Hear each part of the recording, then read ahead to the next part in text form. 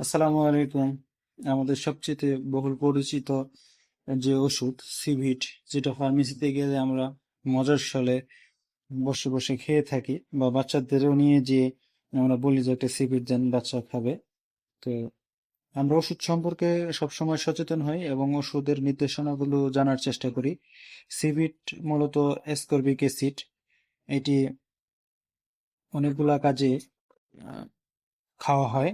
সেটা হচ্ছে স্কার্বি রোগের প্রতিকার ও প্রতিরোধ করে, ক্ষত সারাতে এবং ভাঙা হাড় সারাতে সাহায্য করে। এটি সংযোজক কলার কোলাজেন গঠনে সাহায্য করে। এটি আয়রনের শোষণ বাড়ায় এবং রক্ত শূন্যতা রোধে সাহায্য করে।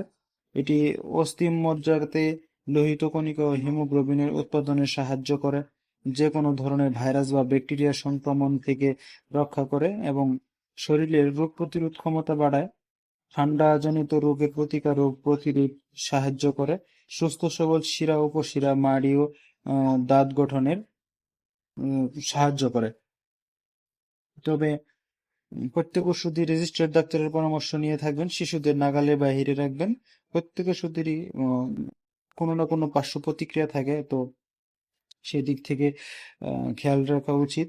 সতর্কতা হিসেবে বাচ্চাদের নাগালের বাইরে রাখাটাই সবসময় উচিত।